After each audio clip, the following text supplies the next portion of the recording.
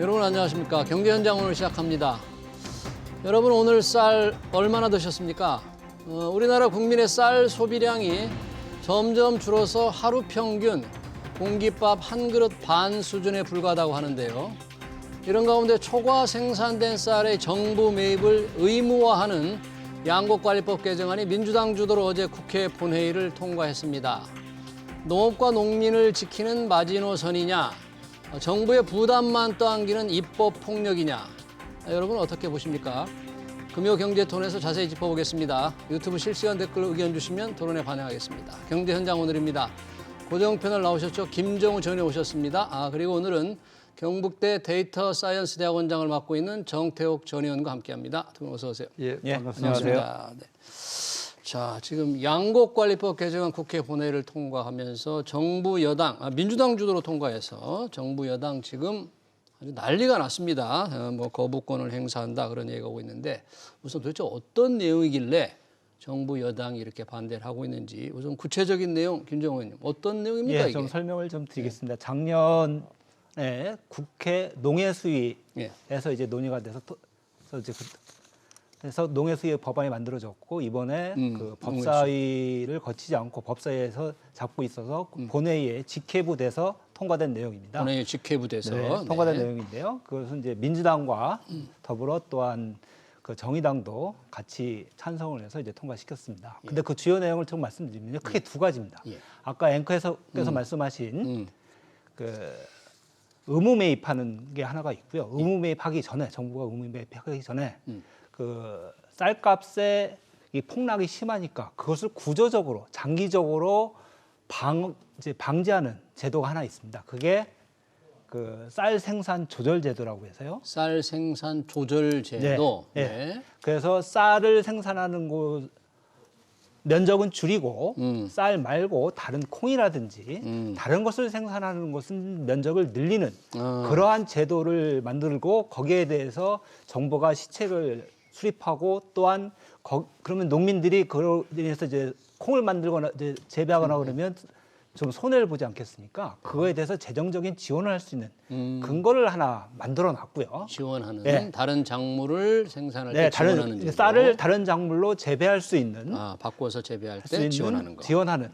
그러한 제도를 중장기적으로 만들어 놨고 예. 그럼에도 불구하고 쌀의 가격이 이제 등락이 심하거나 그렇게 쌀의 가격이 또 많이 오르거나 그럴 때는 사후적으로 일시적으로 매년 그 정부에서 그 등락된 폭을 고려해서 의무적으로 매입할 수 있는 그러한 것을 만들어 놓은 겁니다. 이렇게 두 가지인 겁니다. 의무 매입의 조건을 보니까 뭐 어떻게 됐죠? 의무 매입 조건. 예.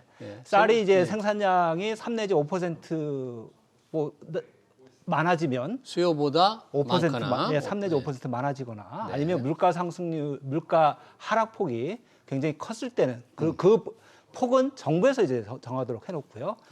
그 폭에 대해서 정부가 그러면 의무적으로 매입하도록 해놨는데 이것은 현행법은 의무가 아니고 정부가 재량으로 매입할 수 있다고 해놨습니다. 쌀값은 5 내지 8% 전년 대비 떨어지거나 5 내지 8% 생산은 3 내지 5% 실제 수요보다 많아지면 그렇죠. 의무적으로 사라. 그게 중요합니다. 근데 그동안은 그거에 대해서 법에는 정부가 매입할 수 있다. 재량 조항이었는데 그것을 하다 보니까 기획재정부라든지 그쪽에서 승낙을 안 해주니 농림축산부에서 이제 매입을 안 한 겁니다. 정부에서. 그러니까 이번에는 그것을 의무적으로 매입하라. 이렇게 이제 법에 넣은 겁니다. 의무적으로. 그러니까 의무적으로 그 매입하는 거 정부 돈을 들여서 필요에 따라서 사거나 안 사거나 결정하는 게 아니라 이런 생산량이 늘어나거나 5 내지 8% 생산량은 3 내지 5% 가격은 3 내지 5% 5 내지 8% 떨어지면 5 내지 8% 의무적으로 떨어지면 농민을 보호하겠다, 뭐 쌀 농가를 좀 도와주겠다 그런 거죠? 그런 겁니다. 자, 쌀 농가를 도와주기 위해서 만든 이 쌀 법안. 농가를 도와주고 뭐 쌀값의 안정화를 취하겠다는 얘기죠. 전체적으로 그 농민들에게 굉장히 나쁜 법이다 이렇게 생각을 했습니다. 첫 번째 이제 나쁜 법이다. 굉장히 나쁜 법이다. 그 일단 과잉 생산을 굉장히 부추기게 될 수밖에 없는 상황입니다. 왜 그러냐면 다른 작물들이나 우리 그 농작물들은 다 가격 편차가 굉장히 심한데 이 저 그 쌀 농사는 가격이 딱 일정 보장이 딱 되지 않습니까? 그러면 그쪽이 어쨌든 과잉 생산될 수밖에 없는 상황인데 정부가 의무적으로 사주니까. 예, 사주니까. 그래 되기 때문에 이제 과잉 생산이 되고 그러다면은 과잉 생산이 되면은 다 100% 정부가 사주는 게 아니니까 농산물 가격이 쌀값이 시장 가격이 더 떨어지게 됩니다. 네. 그러면 농민들에게도 뭐 금방 또 손해가 될 수밖에 없고 그다음 이제 그 재정이 엄청나게 들어가죠. 나라 돈이 예, 얼마나 지금 더 들어갑니까? 현재는 올해도 약 5천억 정도를 쌀을 매입해 주는 데 쓰는데 예. 우리가 앞으로 장기적으로 2030년 같은 경우는 1조 5천억인가 그 정도까지 들어가지고 평균 한 1조 정도가 돈이 든다고 그래요. 예. 의무 매입을 하는 데에. 그러되면은 너무 많이 재정이 들어가는데 예. 그럼 재정이 들어가면은 어떤 문제가 생기냐면은 예. 아까 얘기했듯이 우리나라 곡물 자급률이 20%밖에 되지 않지 않습니까? 네. 그런데 쌀은 이미 100% 되고 있거든요. 예. 그러면은 다른 작물에 대해서 차라리 의무 매입이나 뭐 의무 매입이라기보다 여러 가지 이제 가격지 정책을 해가 뭐 0.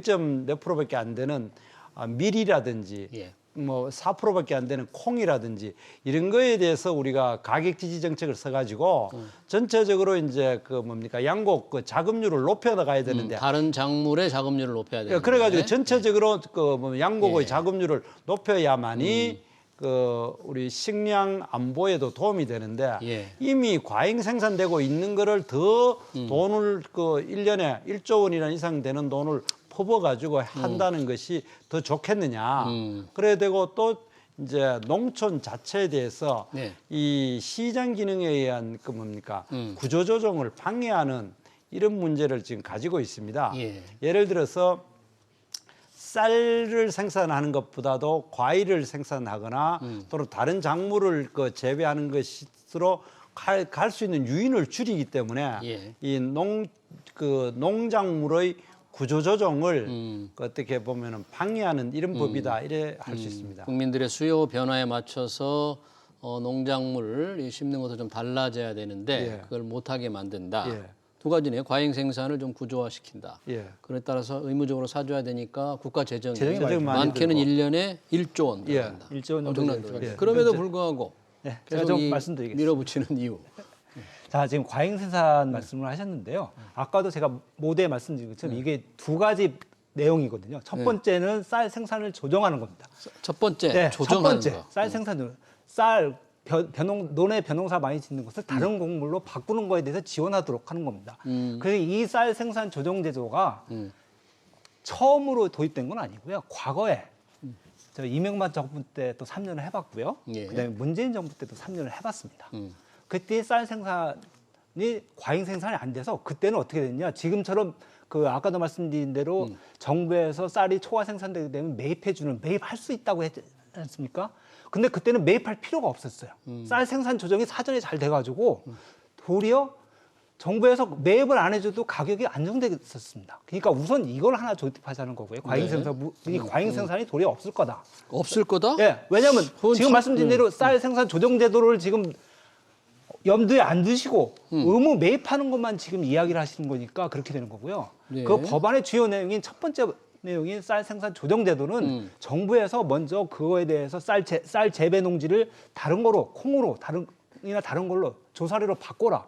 이런 걸 사전에 조정해 주기 때문에 그거에 관해서 아까도 말씀드린 것처럼 이명박 때 그리고 문재인 때 3년씩 해봤는데 그때는 과잉 생산이 없었습니다. 근데 그렇게 그러니까 그렇게 되면 정부에서 매입해 줄 필요가 없는 거잖아요. 그런데 다른 재정이 도리어 더안 들죠. 대체하는 게 좀 시간이 걸리는 거 아니에요? 그게 바로 될 수 있는 건 아닐 것 같은데 어떻게 될까요? 아니 그게 이제 논에다가 이제 벼를 심는 거 아닙니까? 근데 그 해에 콩이나 조사료 같은 거 심도록 하고 그거에 대해서 나중에 보전을 해주는 겁니다. 그러니까 그거 가능하고 잠시만 그거에서. 예, 무슨 네. 정태 의원님 말씀 듣고 또 그 다음에 그 제도를 다른 작물을 심도록 하는 거를 이제 정부에서 용어를 그렇게 했더라고요.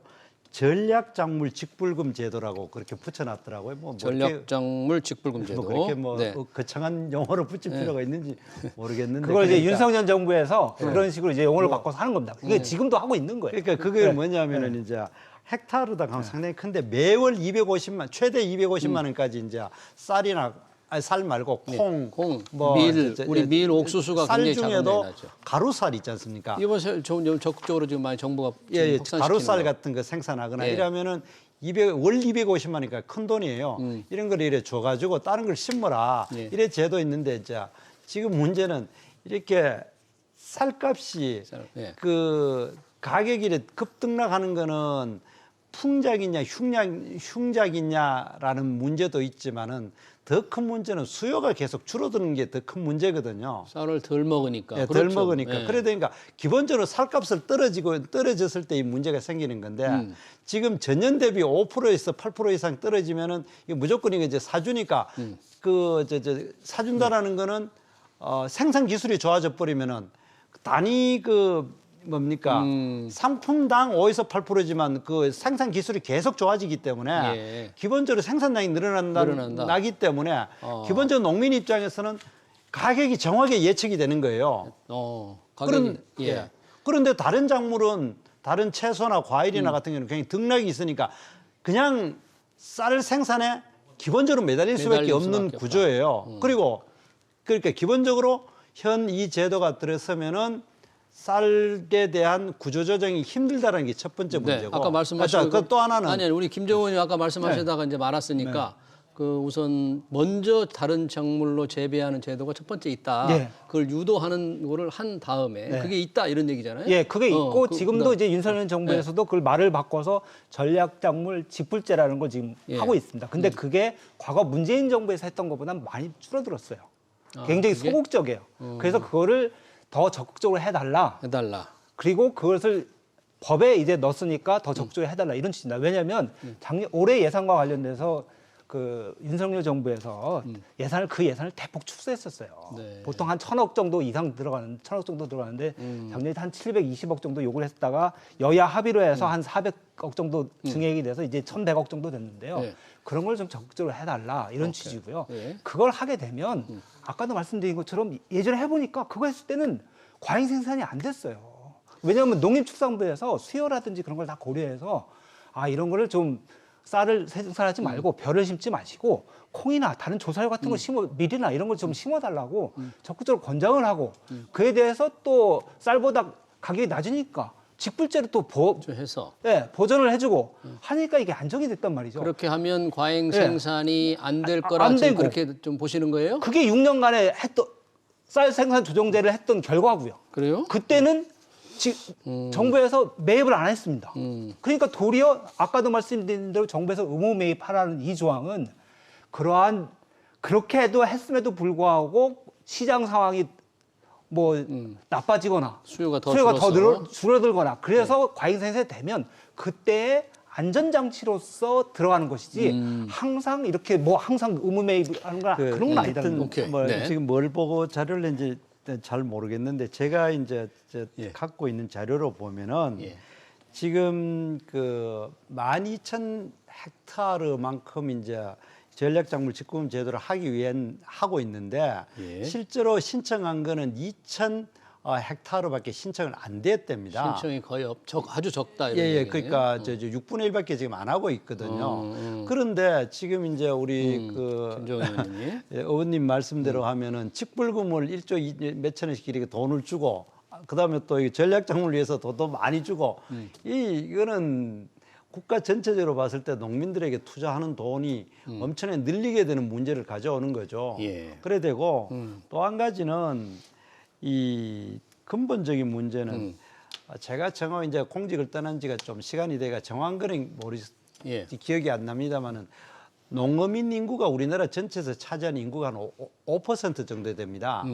그런데 농어민이 생산하는 국가 전체 부가가치는 내가 한 2% 정도밖에 안 되는 걸로 알고 있습니다. 그런데 국가 예산은 5%보다 인구수보다 훨씬 더 많은 예산이 그러니까 이제 일반 회계, 기금, 특별회계 합쳐가 우리가 이제 예산으로 짜지 않습니까? 그거는 농어민 쪽에는 그 인구보다 훨씬 더 많은 돈을 지금 제가 알기로는 한 그 7, 8% 이상 갑니다. 그럼 부가가치세보다도 한 두세 배 정도를 가는데 그래 된 가장 큰 이유는 기본적으로 농민을 보호 대상으로 생각하고 뭐 그 FTA 같은 거 할 때 이래 여러 제도를 만들다 보니까 농민들은 정부 보조금 받는데 너무 익숙한 거예요. 그런데 이제는 이제 산업 자체가 농업이 그냥 하늘을 바라보고 하는 것보다도 기술 산업으로 되기 때문에 여기에 대해서 뭔가 구조조정을 해줘야 되는데 이렇게 정부 보조금을 뭐 직불금으로도 하고 전략작품으로도 이거 자꾸 주기 시작하니까 이 농촌은 영원히 지진한 거예요. 네. 그러니까 이 기술 변화라든지 이 식생활 변화에 따른 이런 어떤 농업의 혁신 또는 농업의 구조조정이 필요한데 이 제도가 그걸 막는다. 아니 그러한 제도가 쌀 생산 조정 제도죠. 그것을 지금 윤석열 정부에서도 아까도 말씀하신 쌀 생산 조정 제도가 전략직물 지풀제라는 것을 하고 있는데 그것을 지금 법에 명시를 한 겁니다. 지금 하고 있는 거 윤석열 정부에서 하고 있는 것을 법에 명시를 해놓은 거예요. 근데 그게 농림축산부 장관이 한마디만 예. 그게 있잖아요. 우리 농림수산 예산이 그 아마 한 30조 정도 될 거예요. 그런데 그죠? 되는데 정확히 아시고 말씀해 주세요. 죄송합니다. 되는데 그 중에 추정 일반회계는 정확히 5조입니다. 그런데 이거 하면은 지금 현재 원래 당장이 약 5천억 정도를 들어가고 있는데 당장 5천억 정도 들어가고 2030년 되면 평균 1조 정도가 더 들어가게 됩니다. 아니 그 예산은 말씀하신 대로 의무 매입할 때를 말씀하시는 건데 그것은 쌀 생산 조정 제도가 시행 안 됐을 경우를 말씀하시는 거고 그러네요. 그 전제가 바뀌면 그 소요 예산도 전혀 그러니까 지금 거죠. 쌀 생산 조정 제도, 쌀 작물 다른 작물로 바뀔 때 지원하는 제도를 하면 과잉 생산이 좀 초과 생산이 줄 것이다는. 우리 그게 김정은 이미 의원님. 실증적으로 이명박 정부 3년, 문재인 정부 3년 동안 나와 그런데 있거든요. 지금 실제 그렇게 조정제도 신청은 그렇게 많지 않고 또 이렇게 의무적으로 자꾸 정부가 사주면 그건 그거는 혁신이 이제 왜 일어나지 그러냐면요. 않는다. 아니 의무적으로 사주는 건 초과 생산이 났을 때죠. 초과 그 생산, 전에 재배 면적을 이렇게 조정해 주는 거는 정부의 당연한 역할입니다. 왜냐하면 농민들은 당연히 쌀을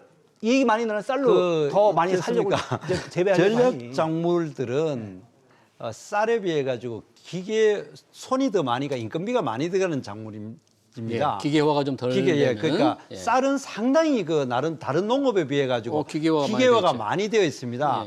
그렇기 때문에 사실 어떻게 보면 쌀 생산을 차라리 민주당이라면은 그 돈을 전략 작물에 대해서 지금 200헥타르당 월 250만 원 주는 걸 뭐 500만 원, 1000만 원 준다는 것이 오히려 낫지.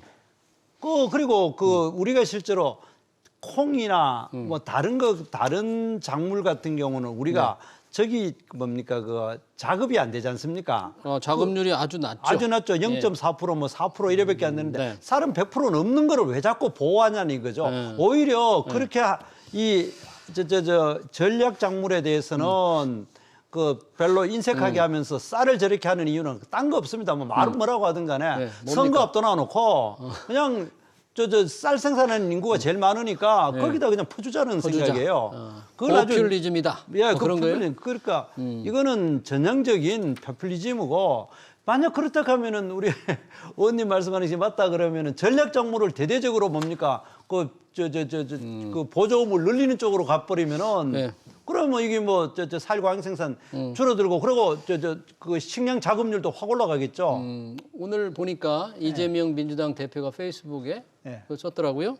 이게 쌀값 정상화법이다 이렇게 명명을 하셨던데 양곡발표님 이게 쌀값 정상화시키는 법이에요? 저는 쌀값을 안정화시키는 법이다. 안정화시키는 법이다. 그렇게 표현하고 싶습니다. 근데 이제 아까 정태호 의원님 말씀대로 다른 작물의 이 자급도가 우리가 너무 낮잖아요. 밀은 1%도 안 되고 옥수수도 뭐 10%. 전체 곡물의 이제 자급률 한 20%. 18.5%, 바꾸는 20%. 건 굉장히 전환시키는 건 정말 빨리 해야 되겠네요. 그러니까 그게 쌀 생산 조정 제도입니다. 그런데 그게 안 되는 이유는 안 된다는 그게 거예요. 안 되는 이유는 다른 거 생산하는 인구는 농민이 몇 명 안 되니까 민주당 입장에서는 그냥 버리는 카드예요. 그리고 오히려 쌀 생산하는 인구는 엄청나게 많으니까 거기다 퍼주자는 입장이에요. 생산 인구를 아주 생각하고. 단순하게 생각을 해요. 이거를 왜 그렇게 갑자기 지금 이 선거를 앞둬 놓고 이렇게 하느냐. 그런 아니, 아주 선거 단순한 앞두고 논리예요. 쌀 생산하는 인구는 많은데 거기 퍼줄 거는 그리고 많고. 저 말씀드리면 아까도 이제 모두에 말씀드린 이게 작년에 농해수위에서 이제 통과됐다고 이 법안이 말씀드렸잖아요. 그때 여야 합의해서 통과시킨 겁니다. 그때. 작년에? 예, 그리고 여당이 예, 그리고 그 합의했어 전부터 줬어요? 이거에 이제 소위 말하는 이제 쌀과 관련되는 역사를 좀 말씀드리면 쌀은 본래는 쌀 가격에 대해서 목표가 있었습니다. 이제 목표를 정해놓고 그에 대해서 관리를 하고 그 목표보다 시장 가격이 낮으면 예. 85% 한도 내에서 정부가 이제 보전을 해줬거든요. 근데 그게 2020년도에 이게 직불제로 바뀝니다. 직불제로 바뀌면서 이 목표 가격제가 폐지가 되고 예. 그때 20년도에 여야 정의 합의를 합니다. 그래서 이런 식으로 추진하기로 했는데 그 이후에 문재인 정부에서도 기획재정부가 계속 이제 이 부분에 대해서 반대를 하는 거예요. 그래서 우리 의원님 말씀하신 비슷한 논리로 그러나 이것은 아까도 말씀드린 대로 그 전제가 쌀 생산 조정제도를 전제로 해서 들어가면 추가 예산 소요가 도리어 더 적게 들어갑니다. 아, 이제 그 부분이 좀 이제 상당히 논쟁의 포인트, 네. 중점이 될 것 같은데. 별별이 실제- 예. 정태근 의원님. 그러면 일단 지금 여당, 정부 반대를 하잖아요. 일단 국회 본회의를 통과했으니까 여당, 정부는 이제 어떻게 이걸 할 생각인가? 대통령의 거부권을 요구한다는데 예, 그러니까- 그런 계획이에요? 그건 뭐 저도 지금은 야인이라서 잘 모르겠지만은 거부권을 행사하리라고 생각을 합니다. 대통령이 거부권을 행사한다. 행사해야 되고 이렇게 갑자기 뜬금없이 남아도는 돌아가는 쌀을 위해서 1년에 1조씩인 돈을 퍼붓는다라는 거는 그 대통령으로서 만약 그 거부권 행사하지 않으면은 그건 진짜 직무유기라 생각을 합니다. 아, 거부권. 그러니까 해야 국회에 제2 요구를 하는 거죠? 제2 법적인 요구를 요구는 해가지고, 제2요구권 행사하지 않으면 예. 직무유기다. 나는 직무유기라고 그건 뭐 법적으로 뭐 그 법적인 형법상의 직무유기는 아니지만은 예. 대통령의 직무를 수행하는 사람이 이렇게 어떤 저 말도 안 되는 법을 그저 그러면 뭐 이제 대통령이 그러면 농민들 눈치 보고 안 해서는 안 된다고 봅니다.